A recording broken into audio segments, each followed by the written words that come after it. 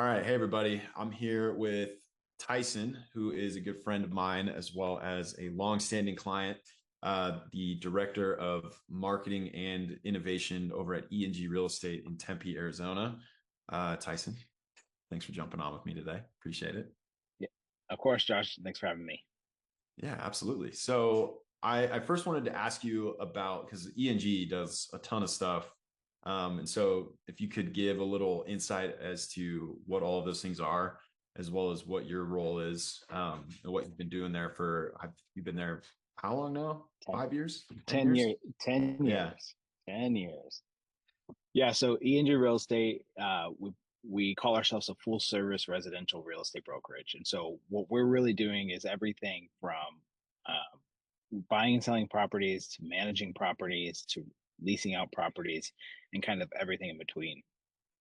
We have a term that we call like our ENG ecosystem, which is essentially where our clients come into the ENG world and they never leave. We just kind of cycle them through. So they're either staying here for property management and we're just releasing the properties, or they're um, they run their cycle on their properties and now they want to sell them. So now we're helping them sell it. And what are they going to do with that money? They're going to reinvest it in other properties. So we try to keep them within the ecosystem, is what we call it. But essentially, we do everything residential real estate.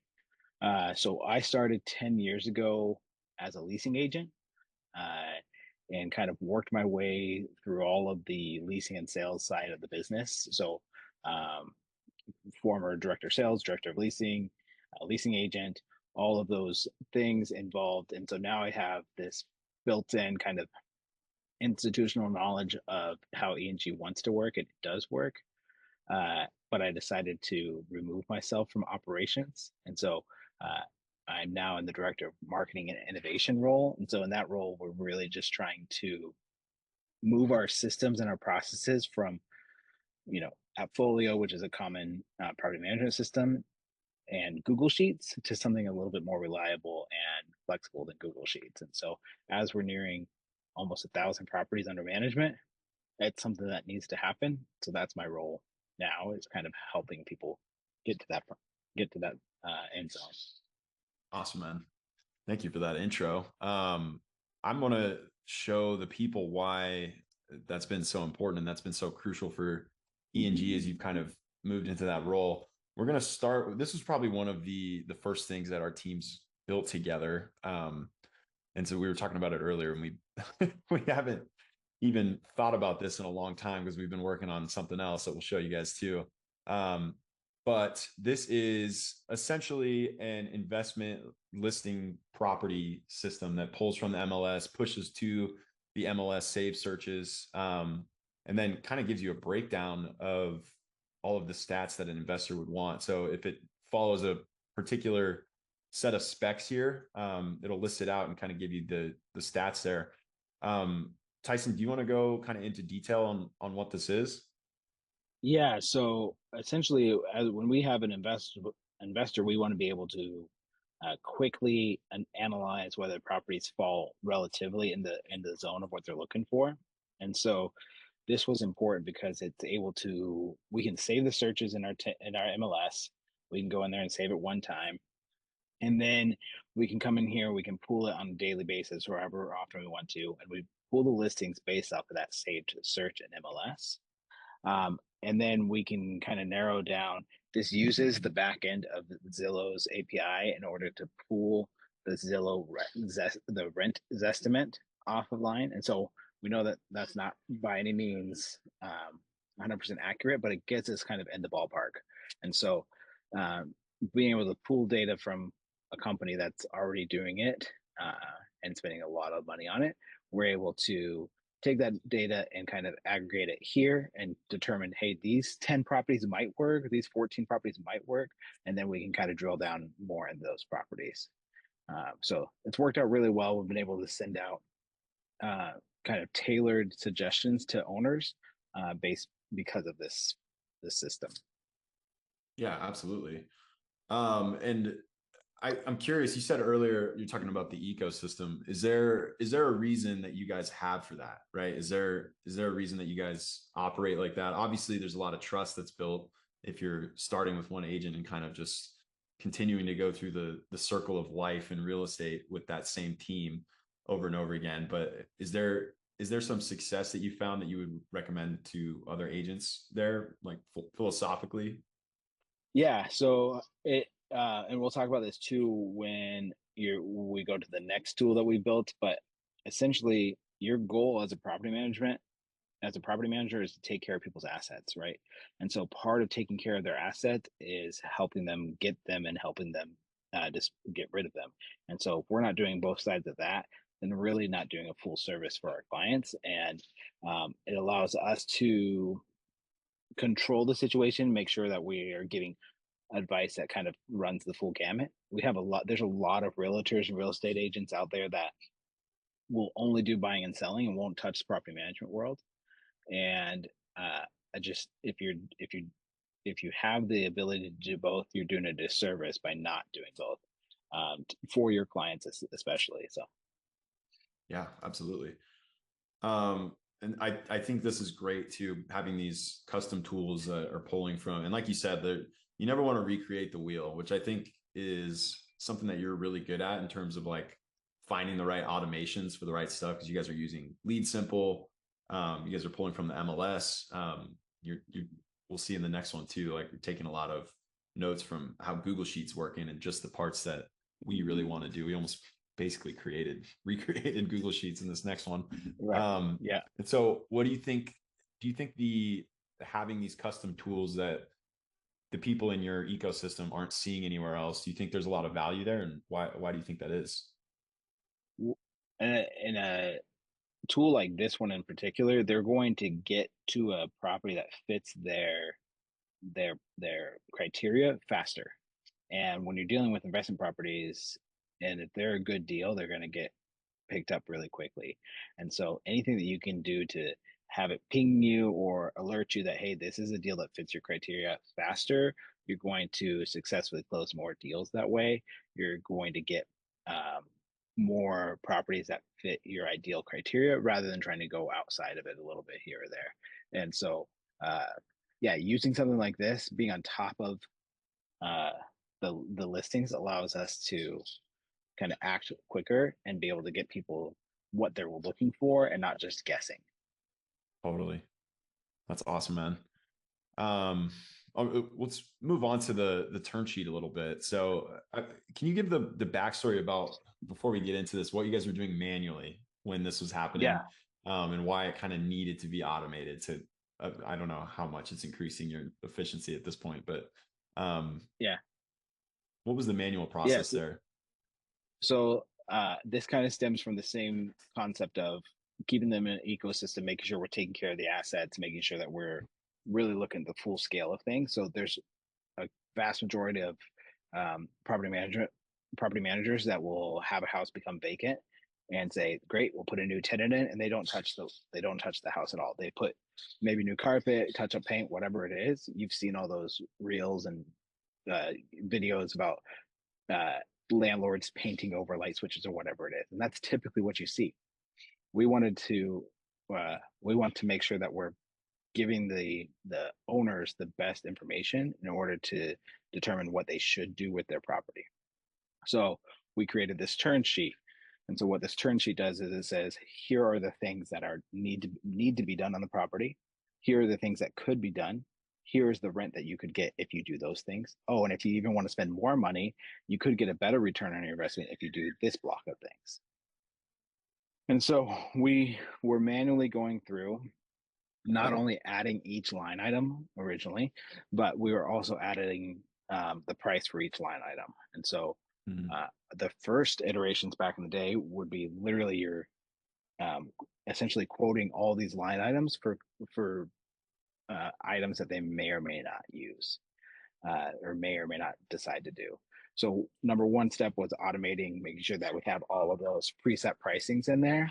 Number two was making sure that the calculations work correctly as to what's the return on investment going to be if they do X, Y, and Z repairs. And number three was kind of listing out the repairs. The reason why we needed to get into a different system than Google Sheets is because uh, it was too manipulate. It was too easy to be manipulated by everybody. And so people, owners, agents, project managers, they were all going in there and changing fields. And as they did that, it changed calculations or it changed the way it worked. And so there was no consistency there. Yeah, absolutely. So Yeah, and I think it's worth noting too that this whole system that we've built out has, like, this all came from your brain in that Google sheet, which is super impressive. And so I guess I'm kind of curious what it took to get to that point to where you have a very, because you do have a very large grasp on what your team's doing on the day-to-day basis. And again, that stems from you starting as a leasing agent and kind of working your way up into this position. What what advice would you give to somebody that's kind of in the same position, that's maybe doing a similar thing, like as a property manager, and trying to figure out how to get these systems down on paper and into something even like a Google sheet, so they can eventually, be blessed with some development power as well? yeah, the biggest things for us was putting um, our hat on for each of the roles that are going to use this program. And so uh, there are like this the landing page was the first page we came was not originally part of our plan. But as we realized, hey, these project managers need to be able to start this sheet while they're out in the field, then we came up with this landing page. We go, okay, we need an easy way to kind of start the page. And then there's been a few other things that we've added along the way as we kind of um, tested out or really thought about it with the different hats on, with the project manager hat on, with the maintenance supervisor hat on, with the owner hat on, that we've kind of tailored it. And so to me, that was the most impactful and kind of getting the system where it's at is making sure it works individually for each person. And then you kind of make it work as a whole. Yeah, absolutely. Okay, cool, man. Well, thanks for the advice, dude. I think a lot of people are going to find a lot of value out of that, because you've found so much success here. I do want to go through these features too. Yeah. And again, like, this was months and months of iterating, and finding the right flow, because even when you do have it automated, it's really difficult to find what's actually going to work for your team in the real world, right? So those Yeah. iterations are really important. Um, I'll just go through these real quick. I mean, you can see in here, if you saw earlier what I was doing, we're able to search all these addresses, which are coming from, this one's coming specifically from Lead Simple, correct? Not AppFolio? Correct. Lead simple, right? Yeah. And so that's also where all these names are coming from, right? The property manager or project manager, the CSM, and I'll just go through here and select some names. And then the Lead Simple owners, these are coming from the list here of, and you can do a little search as well. It's only pulling up 50 at a time, but the going through here, it's connected to the system, which is very helpful because you don't want to have to go to Lead Simple and come back. So having that ecosystem again isn't only helpful for your clients, but it's also helpful for your team to kind of be more efficient and get back to that human side of business there. We'll go ahead and get these all filled out. Which one am I missing here? You're good. It's just the owner search, but you don't need it. On the owner search here. There we go. And so what this, oops, here, I'll do another one here. This will just send an email to Tyson first here. So once we do that landing page or launch page, really, it'll send off a project manager link. And so this will send off to the project manager as well. But it gives them a nice little link here. This is where they can really get started on the items that they're talking about. And we have all these filters in place, which is one of those features that I was kind of inspired by Google Sheets there. There's a ton of stuff in here. We can make notes for the owner. We can make notes internally for the team. We can decide what's tier 1, tier 2, and what's recommended. We can change the quantity and the cost per each of these things, and who the vendor is, and the description and the material source. And we can add stuff at the bottom as well to add new items. And so when this is actually being sent to the agent, as well as the owner, there's a lot that's happening here. I'm curious what you find to be the most helpful, like generally, Tyson, as far as the feature set that we have on this. So when I used to train new agents on the turn sheet, the most I would always preface it with saying, I know this is a lot when you look at it. Or I would tell them like this looks much more complicated than it is. And it actually was very complicated anyways. So the best feature that this has is uh as the project manager, the person filling this form out, you're able to kind of identify these are the 10 to 15 items we need here.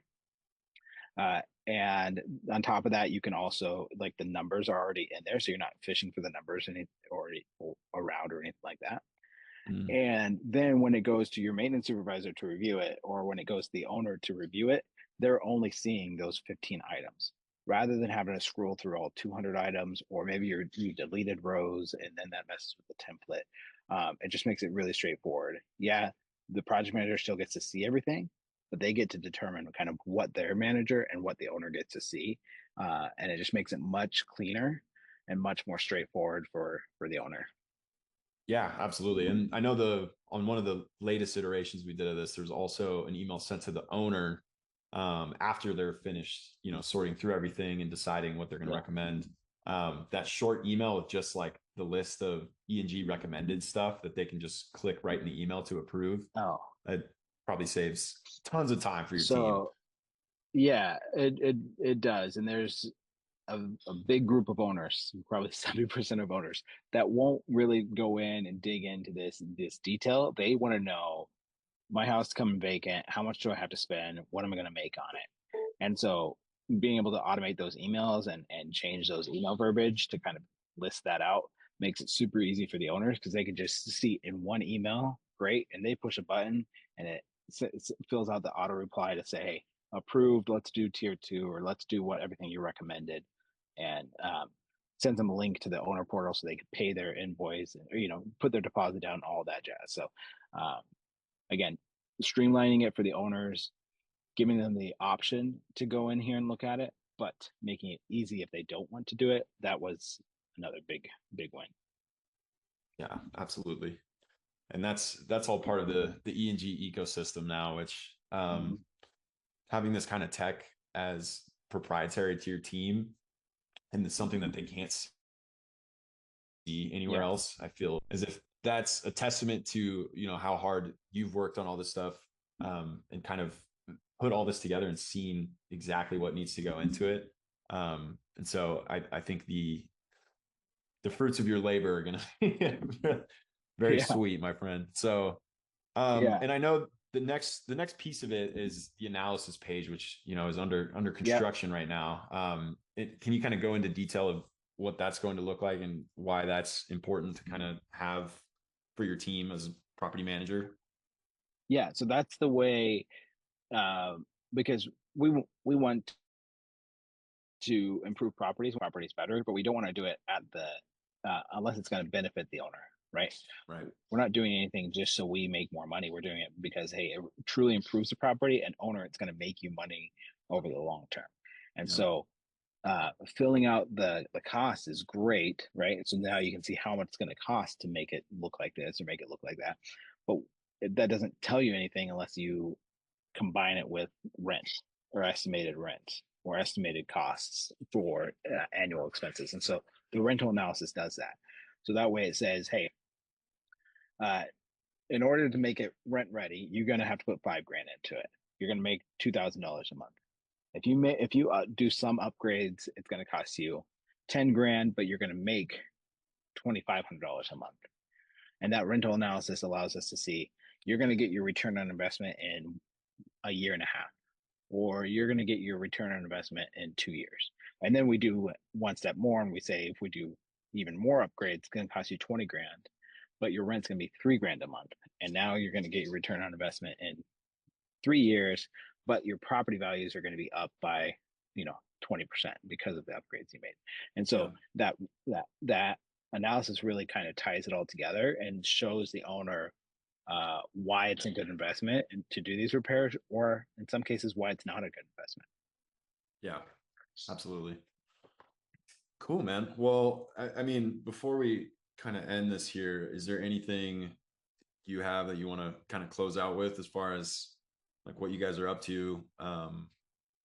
Any advice that you have for other teams that are maybe at the earlier stages of trying to accomplish what you've accomplished?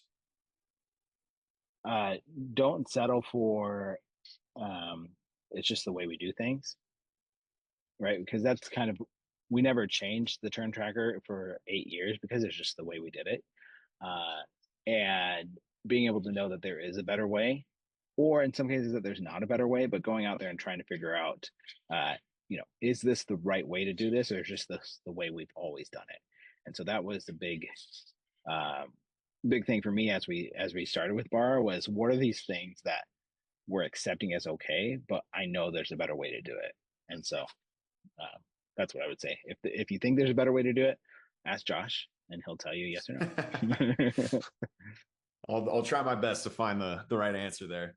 Yeah, man. Yeah, Well, thanks for jumping on, dude, and just sharing all this stuff, and just being a great example of what's possible with Bara and what's possible if you just keep trying to break stuff and fix it and make it that's right. better, man.